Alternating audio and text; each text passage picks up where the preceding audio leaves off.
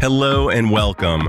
I'm Dr. Adam Dorsey, a psychologist in Silicon Valley, and I am the host of Super Psyched, a podcast dedicated to supercharging your life. Each episode contains fun, high-quality interviews with experts looking at psychology from all angles. Super Psyched is your tool to get more of what you want in your life and less of what you don't. I'm going to guess that, like me, you have written out some resolutions or aspirations at some point. Perhaps it was New Year's or a birthday, and it related to exercise, diet, or some other area of importance to you. And that, like me, you had fun writing those resolutions, especially imagining how incredible life looked in your mind's eye as you imagined the benefits of those realities coming to life. And I'm going to take another guess that, like me, you have experienced disappointment or worse when, despite the great intentions of the resolutions, at least one of them failed to hold. What gets in the way of us claiming our best lives? And what can we do to increase the chances of making our lives consistent with our aspirations? Fortunately, I know just the person to ask.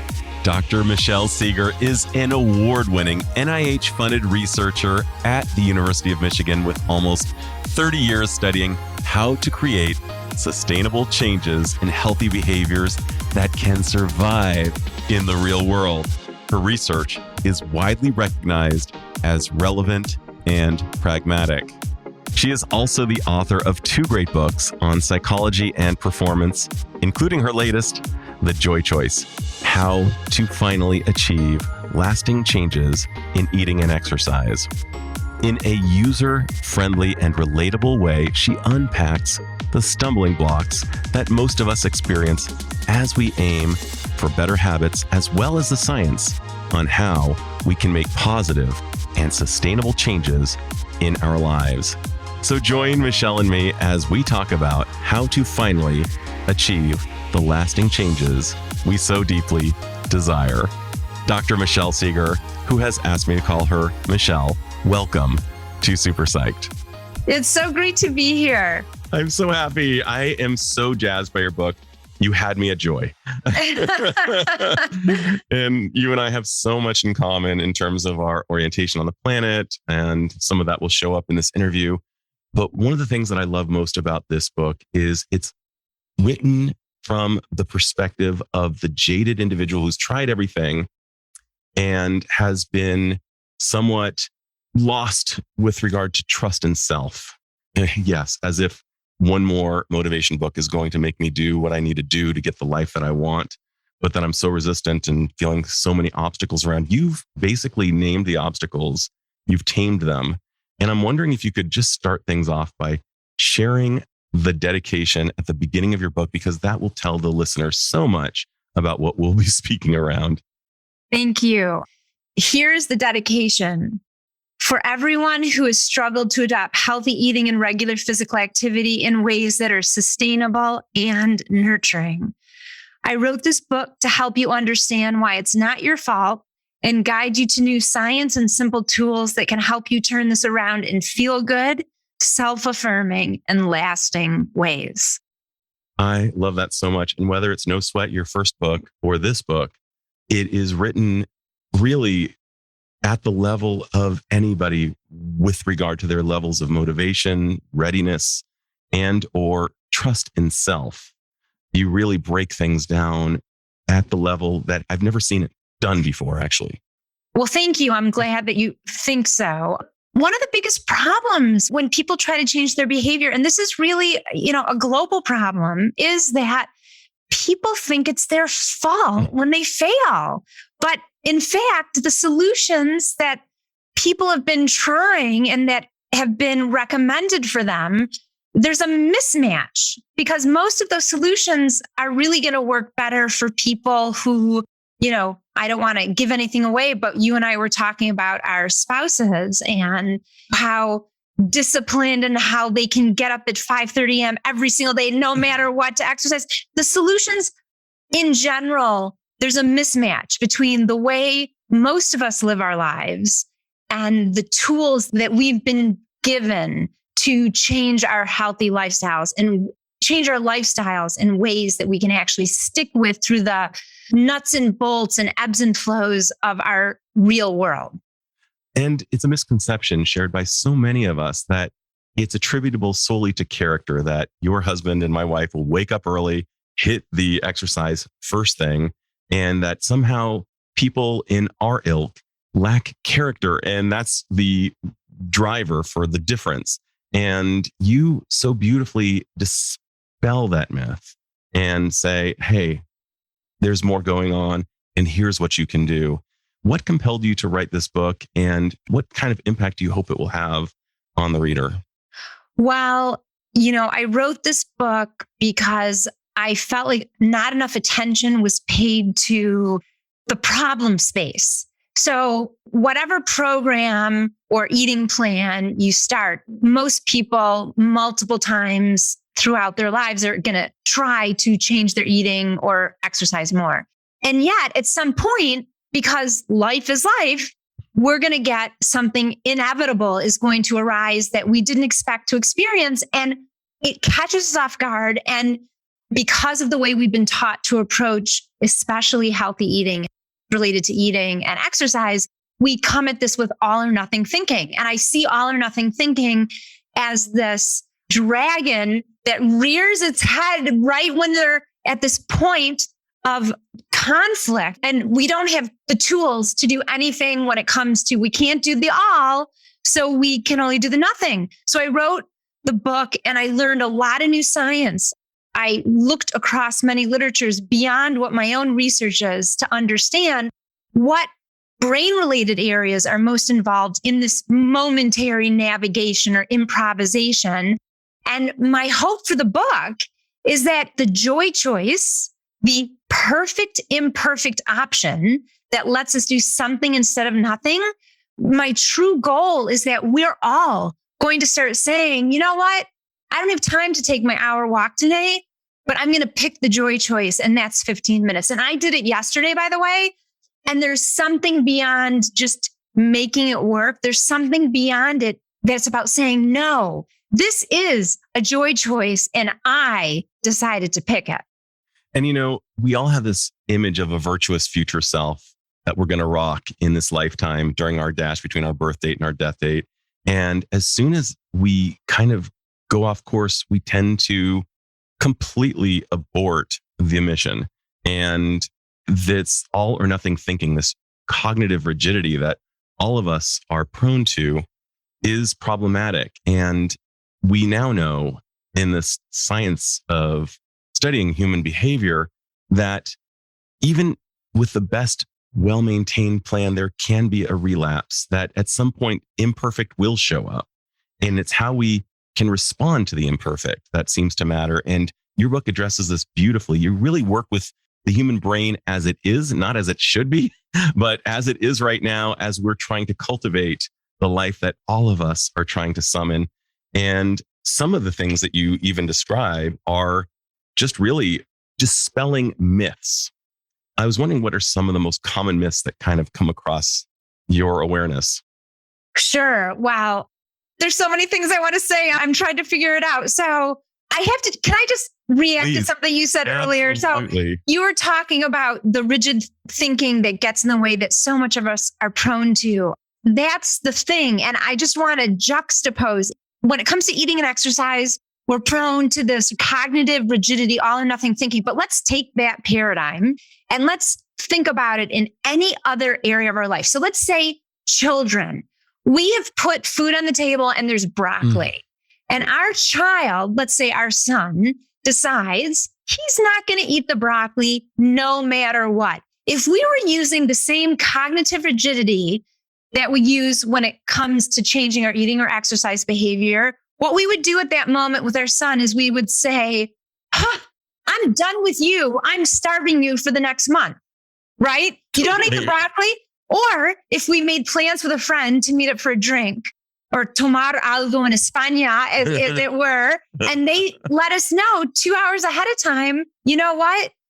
I can't make it. I've got this urgent thing at work and I have to stay and finish it. We wouldn't say, our friendship is a failure. I'm dumping you, right? We wouldn't do that. But when it comes to eating and exercise, we do. So it's bizarre that this cognitive rigidity seems to be surrounding these lifestyle behaviors. For sure, because one of the things that we now know is that we talk to ourselves more than we talk to anybody else in our lifetime. And we talk to ourselves in ways that we would talk to no one else. And oftentimes, if we talk to another person this way, we would be out of relationship. Except with ourselves, we cannot get out of relationship. So we keep talking to ourselves rather crappily, thinking it will be a virtue. I'll just give myself some tough love and I'll be mean to myself. Turns out harshness does not really pay off. And we somehow have bought the wrong message that it will. We imagine somehow that by being the mean coach to ourselves, that somehow will cause us to get motivated. And like your broccoli story with your son, yeah, it won't. And we would never treat a friend that way. We'd be out of relationship. And research explicitly shows that type of approach backfires. It absolutely backfires. It may be something we do intuitively, but the research shows that being judgmental or in a punishing way, as opposed to self-compassionate, being judgmental towards ourselves sets us up for further failure. It's a lose, lose, lose. But again, that's part of what I call the old behavior change story, where people are aiming for perfection. And when they don't hit the bullseye, it's their fault. And then they lash themselves. It doesn't work, but people haven't had a new way of looking at things because people want perfection. They've been sold perfection, like we've been sold the Brooklyn Bridge, and it doesn't exist. I think there's a small population of people, and I don't begrudge them at all. I bless people like my husband who have the discipline and the wherewithal and the organization to kind of do it perfectly every time. But most people don't. And that's not a science-based fact. That's an experience-based observation. And so getting to what I've seen, I think you asked me what myths exist. Yeah, what myths would you like to Sure. spell? So one of the most popular approaches to helping people change their behavior currently is habit formation. And habit formation, let me just say from the get-go, like I depend on my flossing habit and I depend on my first thing in the morning, giving my dog food and water habit when I haven't had caffeine and I don't have any energy or wherewithal to think. So in theory, offloading any need for cognition because things are set up to pre-programmed unconsciously, automatically to happen sounds great. And for simple behaviors like flossing, it is great. But that technique, that strategy has been applied across the board to all behaviors. And here's what has concerned me. The habit formation is based on what's called a habit loop. And a habit loop starts with a cue. So there's a cue that automatically gets our mind to think of, like my husband's alarm goes off. He sleeps in his clothes, so he doesn't have to even think about changing. Alarm goes off, no thinking. He just goes right down to the basement to do his exercise. That's the behavior.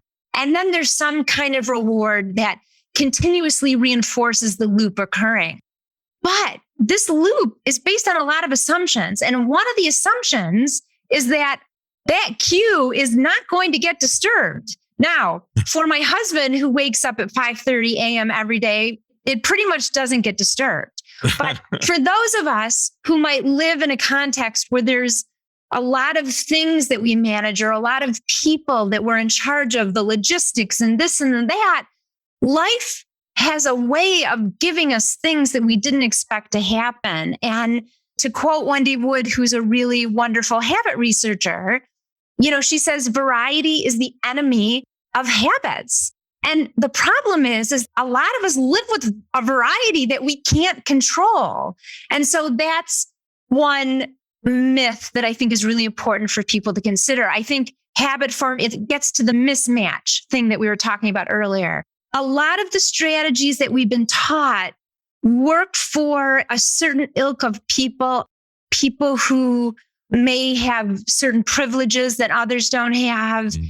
And we need to understand that if we don't meet the criteria that we haven't been really taught to know about, then we're just going to keep failing. And then people stop. They just stop trying. And that's the worst. So instead of being harsh to ourselves in the midst of stopping, how can we speak to ourselves? You cited self-compassion, something I've taken great interest in. It's something I'm so grateful that Kristen Neff and Chris Germer have really been researching a lot. Chris, who was recently on the show describing it, is that how would that look as we're trying to cultivate behavior change? How could we speak to ourselves in a way that would actually be more motivating? I mean, that is the question, because it really is what we have to say to ourselves, because we're really the ones doing the behavior and talking to ourselves, right? So let's think about a scenario where someone was eating a certain eating plan. They were trying to follow a plan. They were feeling wonderful on it, confident, been going strong for a few weeks. And they went to a party where they thought they had assumed that there would be certain foods there, and they had not actually had time to bring food for themselves. But they arrived there. Turns out there's nothing that fits on the plan that they've just been so glad they've been following.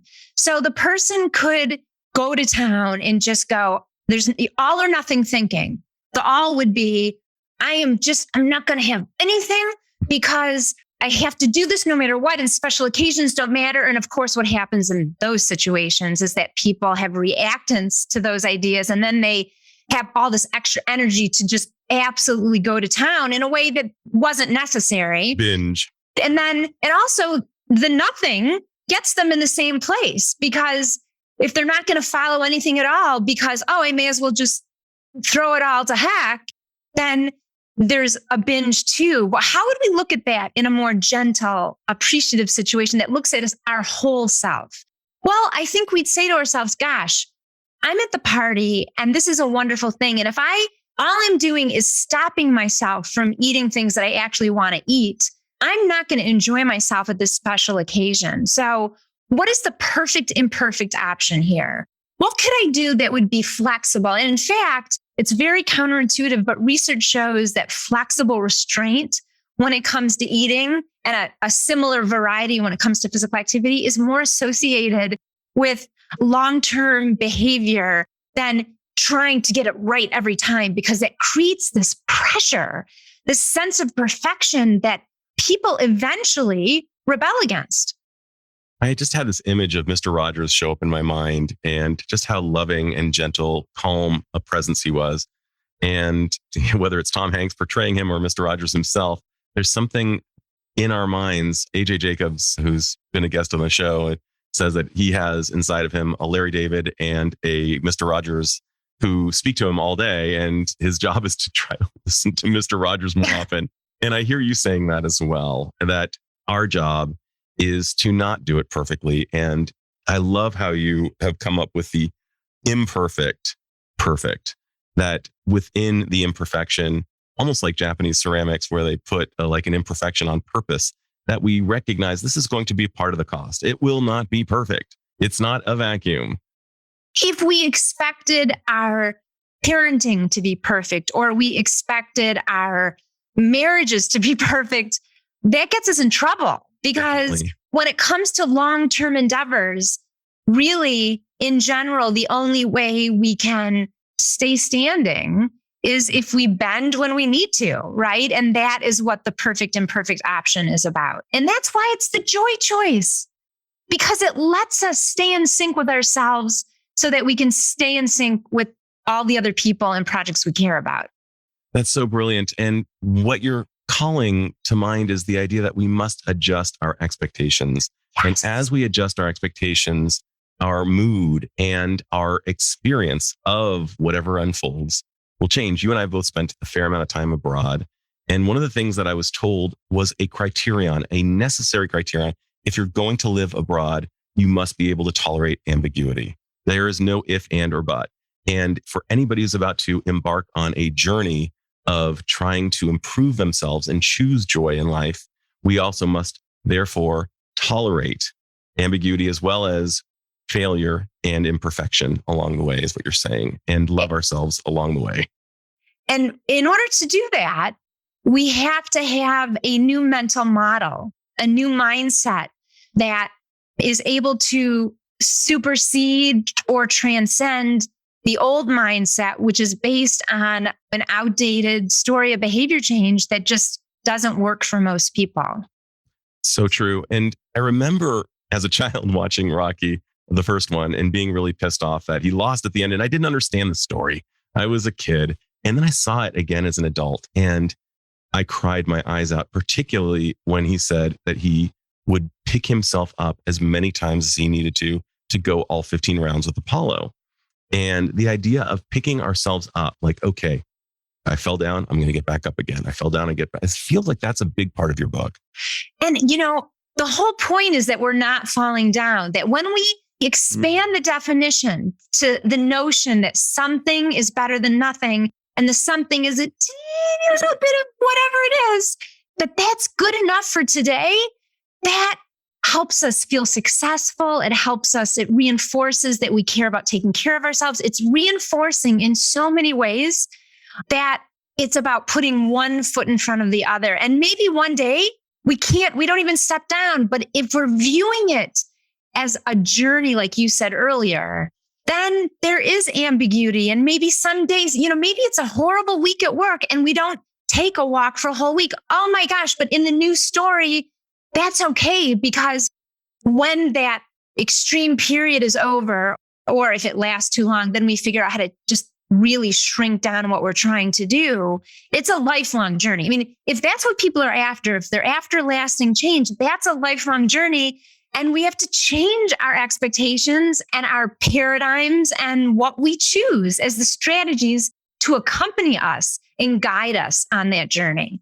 So this is great. And I'm wondering, Michelle, if you could give my listeners a few real actionable tips that will allow them to begin to actually capture the lives that they so badly want. What are some of the things that you've learned in your studies of psychology and performance? So I think understanding that the failure is not because of what the person has done. That's the first step, is that people really need to go, you know what? It's not my fault. I've been taught ways of approaching changing my behavior that actually haven't worked for me. And that's a mismatch. And so it's recognition first of that. The second thing is that people really need to have a fundamental and personally relevant reason for making the change. So if people keep trying to start and stop a change in a way because they think they should do it, that's also how we've learned to do it, whether it's a should because our doctor admonished us, or because the magazine cover, is inspiring us or makes us feel bad about ourselves, whatever it is. Shoulds as motivators, that is a recipe to just start and stop and never sustain. But getting down to the momentary decision-making that the joy choice is about, and what I'm super excited about, is it's important to have a strategy that you can pull when you need it. And so I would tell your listeners about POP. And I don't know if you got to POP. I did get to POP. But in our momentary decisions, the success of them will be greatly influenced by whether we are supporting our brain's innate self-management system or what we call executive functions. So what we want to do is we want to make sure that our working memory is supported. And to do that, we want a term or a word that we can easily pull, that's quick to get into our brain. And that's why I created POP. So when you can't do what you hope to do, instead of choosing nothing in the all or nothing paradigm, POP your plan so you can make the perfect and perfect choice. And let's talk about what POP stands for. It's the process that actually supports each of the three primary executive functions. The first part of POP is pause. I didn't make up pause, right? That's been around for thousands of years. Why do we pause as the first step when something goes awry? We pause because it gives us a space to contemplate, to name what is potentially going to get in our way. Often something like feeling rebellious against what we were going to do in the first place, or feeling like you have to do it perfectly. So we want to name what I call our traps. We want to name what trap is staring us down. And that is because I'm a huge fan of Dan Siegel, and he says, name it to tame it. So by simply putting a name on the thing that would be getting in our way, we pull some of its power. And then we harness our attention for the next step, which is the O in POP, which is open up your options and play. And all this translates into, there's a lot of words, but all that really means is get flexible and creative and curious. So, okay, what I had planned can't work. So what are my options? And let me play with them. Well, let's see, I could do less time up the very same thing I was going to do right now, because that's all I have. Or I could postpone that and get home and take a walk with my kids or dance around the house, or I could put it off and do this first. I mean, all it is getting people to think, to get curious about what the perfect, imperfect options are. And then after you consider a few, you don't have to come up with 20 or even 10, just a few, you go, okay, I'm going to pick the joy choice. And the joy choice is just the perfect, imperfect option today that lets me do something instead of nothing. I think that's so important. The idea of doing something rather than nothing. And so many of us were raised with an ethic that implied, if you're not going to do it all, don't do it at all. And the fact is, well, doing something is actually better than doing nothing in many cases. Obviously, when it comes to open heart surgery, you probably want to finish that one up. But there are very few things that really fall under that rubric. And there's some other things that you were saying around the idea of in the pause. Our knee jerk is very emotional and very amygdala based. And when we pause and we allow our smarter brain to take over from the prefrontal, we notice that we have more choices than we ever thought we had in that kind of minimization of choice that is inflicted by our emotional brain. So I think that's a brilliant idea. You're really working with how we work as humans. So this is to use your term that you use multiple times in both of these books, sustainability. This is not supposed to be a one and done. This is supposed to be something that is sustainable over one's life so that we can have a better life overall. It's not to just have, the six-pack abs and some kind of extrinsic measure alone, but rather to actually experience more joy as a byproduct, inherently, intrinsically. That's right. Used from Daniel Pink's ideas of intrinsic versus extrinsic motivation. And we know that intrinsic motivation is far more sustainable. And you really fall in line with that in how our brains actually work. I'm wanting to ask you, many of us do better with a community, and that doing it alone can feel very lonely, whether it's in the family or having some friends who are collectively engaging in self-improvement. And while my buddy may want to do running, and my knees are not really down with running, but I'd be down with cycling, we could be accountable to each other and say, hey, how are you doing on your perfect and imperfect plan? I'm wondering if you were sitting at a table of friends or family saying, here's how you guys rock it as a group, what would you suggest? Sure. And the word culture, it really is this perfect world when you're talking about family and community. Well, there's a couple of things. One is that making specific plans and really celebrating the differences that the different people are doing, right? Like, let's appreciate the fact that we're all different and that we're going to choose different things. And that in and of itself brings a sense of variety to the behavior change project, right? And we know that variety also cultivates intrinsic motivation. The other thing is, I would use the word support rather than accountability, because accountability, I think that's one of those terms that it's time that we get rid of. Now, some people, again, nothing is ever true for everyone. And for some people, I do think probably accountability is just the tool that they're going to need. But I think for most of us, accountability infers that we're not intrinsically motivated and that we need someone external to make sure they know we're doing it.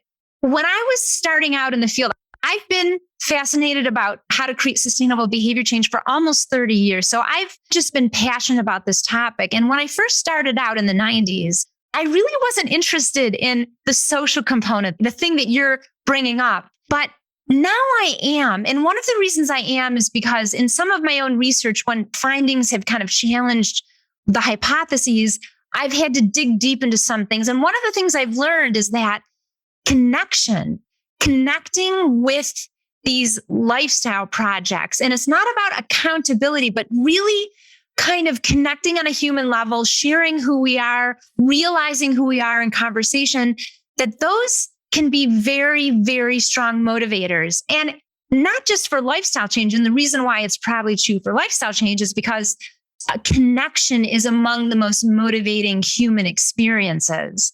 So that's kind of how I would come at your group question, is I would want to take it away from accountability and bring it in towards connection and variety and curiosity and sharing. Yeah. And I love the word support. I've not heard anybody say that before, Michelle. And I'm so glad that you took a look at kind of the dark side of accountability and its implications, that we need that kind of hard element. And you're saying support. And I think that's spot on. And what do we know unequivocally from all of the research you and I have read, that it's our connection with others that really matters at the end of our lives and during our lives. Yes. Obviously. And that's what we long for the most. If you could, this is my final question, somehow summon up magical powers to confer upon all humanity, one skill or insight that would dramatically improve the lives of people, what would that skill or insight be? And how do you imagine it would affect the person as well as perhaps society at large? Wow. I mean, you couldn't have asked a bigger question there, right? It's a doozy, and that's why I asked, let's save it for the end. I think based on my lived experience and the things that I have read, both across science as well as Buddhism, I've always been very interested in mindfulness. And I think the ability to be present and mindful so that you're not reactive is potentially the most important thing. There's like a link to that is you have to be self-aware, and you need self-awareness to improve your relationships, your relationship with your partner, your relationship with anyone. You need self-awareness to progress with any project that you're doing. Where am I? Where do I need to go? So, I mean, I know that might sound overly clinical psychology, which I'm not even a clinical psychologist. I'm a different type of psychologist, but I think being able to have self-awareness in self-compassionate ways is this thing we need to achieve all the things we want. I couldn't agree more, especially because what you're talking about is facing the voice that can get in our way or can help us along the way as we're trying to claim the lives we want. And you have created the perfect book to allow a reader a very fun, relatable, easy reading experience while simultaneously being able to implement the words that you put down on the page as fuel to charge us as we are trying to courageously move past our own internal inhibitions in creating the lives that we want. And I'm just so grateful to you for sharing your wisdom, both with me and on the page with the masses. Michelle, it's just great meeting you. You too. Thank you so much. This was such a fun conversation. Oh, right on. This is Dr. Adam Dorsey thanking you for listening to Super Psyched. If you know anyone who might like it or who might benefit from listening, share it. And if you like the episode, please hit subscribe.